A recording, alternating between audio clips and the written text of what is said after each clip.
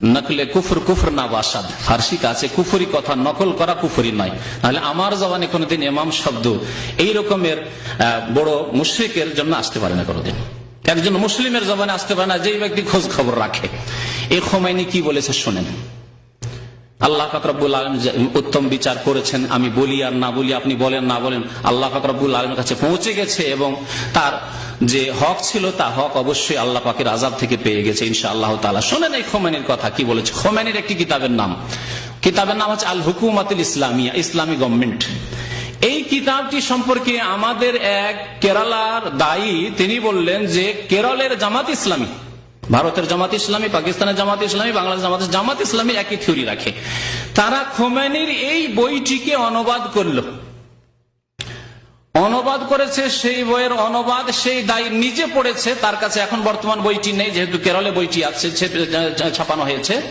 সেই বইয়ে দু তিনটি কথা শুধু বলবো, বেশি কথা বলবো না। কত বড় কথা সে বলেছে এবং লিখেছে এই খোমেনি।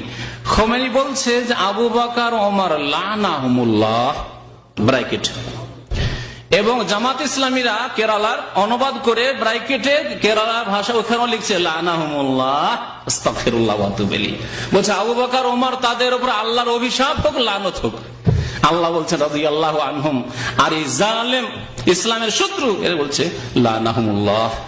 আর তাদের চেলারা দুনিয়ার জন্য, পেটের জন্য কিছু সেখান থেকে দান পায়, কিছু পয়সা পায়, কিছু সহযোগিতা পায়, যার ফলে তাদের বই অনুবাদ করেছে আর তাই লিখেছে। আল্লাহু আকবার।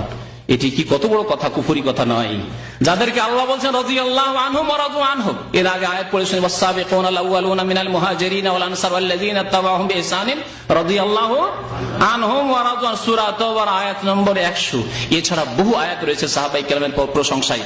আল্লাহ পাক রব্বুল আলামিন কোরআনে কারিমে সূরা হাশরে বলেছেন ওয়াল্লাযিনা জাউ মিন বাদিহিম, যারা পরবর্তীকালে আসবে সাহাবায়ে কেরামের পরে, ইয়াকুলুন রব্বানা ইগফির লানা ওয়া লিইখওয়ানিনা আল্লাযিনা সাবাকুনা বিল ঈমান, তারা বলবে আল্লাহ আমাদেরকে মাফ করে দাও এবং আমাদের ভাইরা যারা আমাদের পূর্বে চলে গেছেন, আর সবচেয়ে শ্রেষ্ঠ ভাই আমাদের সাহাবায়ে কেরাম রাসূলুল্লাহ সাল্লাল্লাহু আলাইহি ওয়াসাল্লামের পরে, তাদেরকে আল্লাহ তুমি মাফ করে দাও। ওয়া লিইখওয়ানিনা আল্লাযিনা সাবাকুনা বিল ঈমান, ঈমানের অবস্থা আমাদের পূর্বে যারা চলে গেছেন।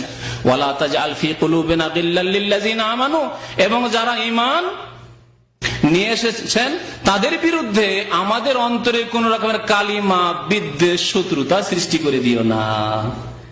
তাহলে যারা সাহাবায়ে কেরাম সম্পর্কে যারা শ্রেষ্ঠ দল, এই উম্মতের শ্রেষ্ঠ ভাই যারা আমাদের, তাদের সম্পর্কে যারা এরকম বক্তব্য করেছে, তারা কেমন ইমাম বলুন তো দেখি?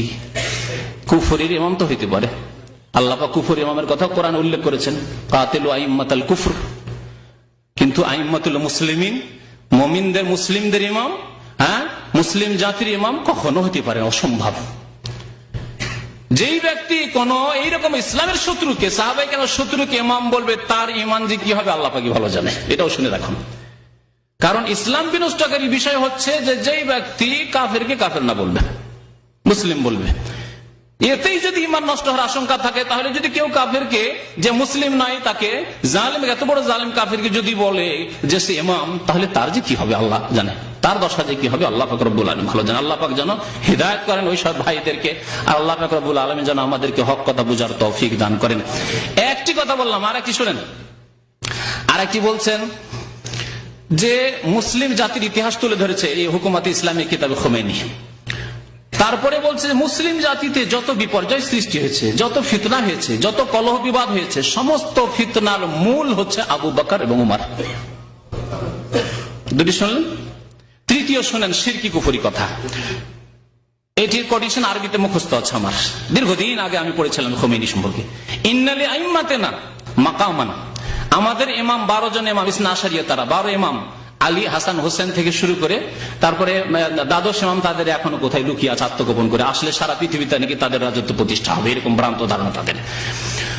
তো বলছে ইন্নালি আইম্মাতিনা মাকামান, আমাদের ইমামগণের আল্লাহ পাক এত মর্তবা, এত উঁচা মাকাম, স্থান দান করেছেন, লা ইয়াবলুগুহু মালাকুন মুকাররাবুন ওয়ালা নবিয়্যুন মুরসাল, যেই স্থানে আল্লাহর নিকটবর্তী ফেরেশতা জিবরাইল, মিকাইল, ইসরাফিলও পৌঁছতে পারবে না, আর কোন নবী রাসূল মুহাম্মদ সাল্লাল্লাহু আলাইহি ওয়াসাল্লাম, ইব্রাহিম আলাইহিস সালাম, মূসা, ঈসা, নূহ, কোন নবীও পৌঁছতে পারবেন না। বলুন নাউযুবিল্লাহ।